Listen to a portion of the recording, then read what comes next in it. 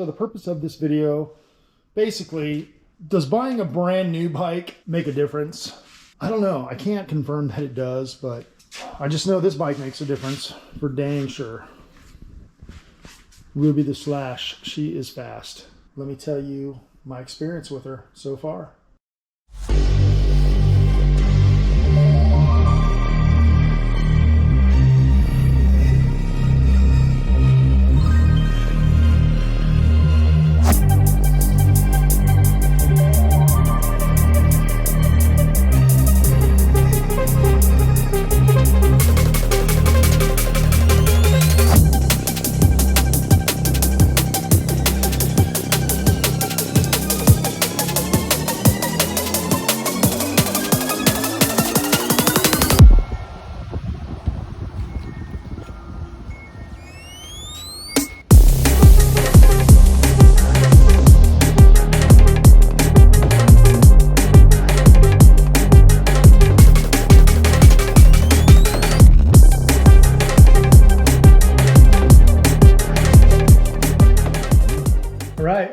This video coming at you from inside the house. Don't tell the wife. I thought I'd talk about my Trek Slash Ruby. She's a 2024 Trek Slash 9. And I've got to admit, this is the best riding bike I've ever owned. She's pretty much bone stock, minus the handlebars, 50mm Deity risers and 800 wide. But really, that's the only thing I've changed. I did make it tubeless. It comes tubeless with tubes though. I put in some muck-off tire sealant and tubeless valve stems. And I changed a couple of little things like the hardware on the disc brake rotors. Just red and black, just to give it a little bit of flash. Of course, my own pedals because, you know, bikes don't come with pedals. And a few stickers. But other than that, I have not changed anything on this. I bought this as a pre-owned bike, which when you look up the serial number, this bike was never pre-owned. If you watch my other videos, I've already explained that. So this bike is under warranty, just like a brand new bike. It has had a couple of issues. One being in shipping, this knob right here on the code, SRAM code bronze brakes. This adjustment for your lever throw was broken off. So I had no way of controlling the lever throw. And another issue that I was having was that, and it's probably my fault, this cable routing for your dropper seat post, this dropper seat post cable came way out here when I bought it. So I did trim this down, cleaned up the cockpit, and I think I might have pulled this cable a little bit too snug when I reset everything. And the seat had a slow creep. I'll try to demonstrate it. It was like, as I was riding downhill, the seat would come up maybe about that fast. So, bike's under warranty. Took it back to Trek. The guy, all he did basically was remove the cable, released a little bit of tension on the cable. It's been functioning properly ever since. This bike is a crazy, deep crimson red, which is a beautiful color. That's why I call it Ruby. This is the Trek Slash aluminum frame, extra large. Came with everything you see here. The SRAM GX cranks, the SRAM code bronze brakes. The rotors are 200mm front and rear. Came with this fender in the rear. Came with the RockShox Vivid Select in the rear. You can lock it out on climbs.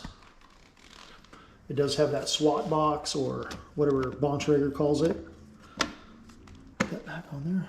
Has a nice seal to it. It did come with the Zeb Select forks.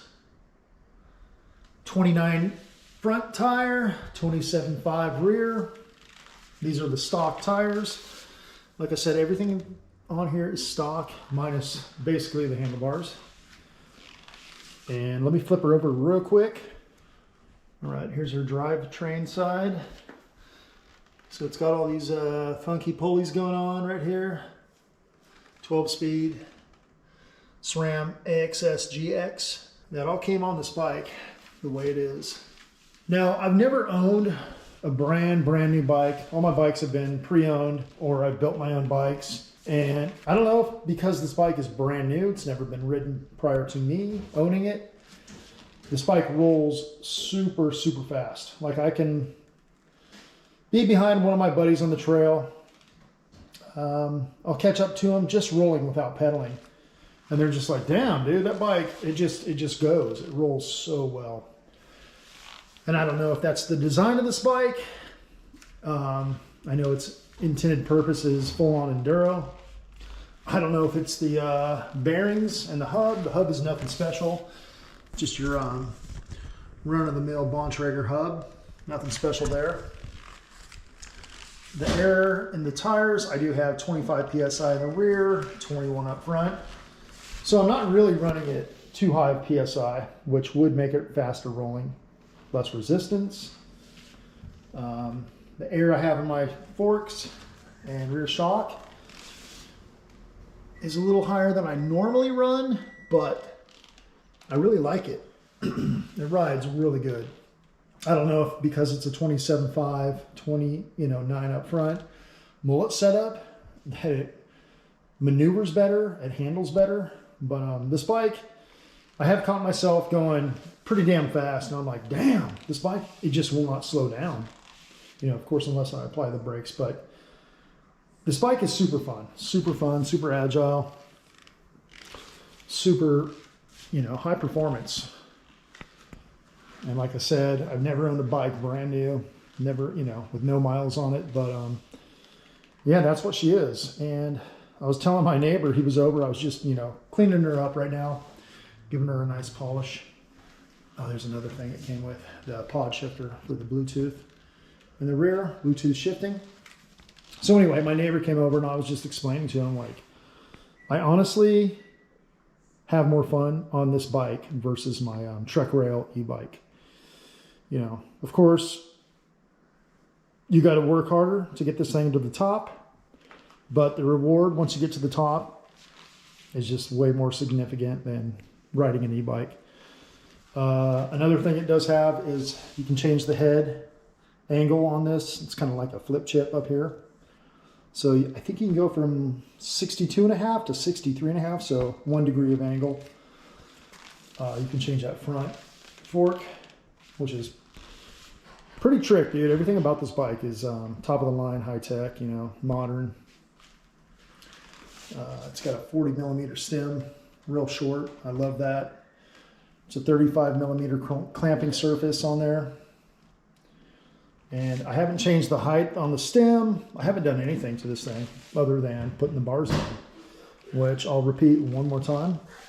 But yeah, just want to let you guys know how much I love this bike. I bought it on Red Barn Refresh. I've said it before. If you're looking for a bike, if you're a fan of Trek, check out Red Barn Refresh. This one, I couldn't believe when it came up, the price I got it for. And I was looking for a Trek Fuel EX, something chill for just trail riding. And then when I saw this, I'm like, you know what, dude, with all the stuff that it comes with, the AXS, Bluetooth shifter, the GX cranks, the Vivid rear shock, the Zeb, forks, Code Bronze brakes, all the flip chip options, just all the things this bike comes with. It's beautiful. Beautiful. I couldn't pass it up. So instead of getting the Fuel EX, I got the bigger, badder, big brother. But yeah, that's it. And more rides to come. All right, everyone. Thanks for watching. I appreciate all of you.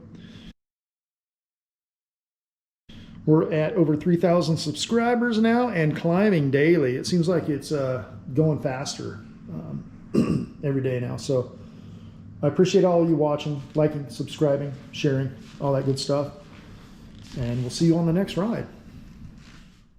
So really quick, one thing I want to address. This bike having this funky design with all this, you know, overdrive pulley, underdrive pulley, tensioners, whatever you want to call them.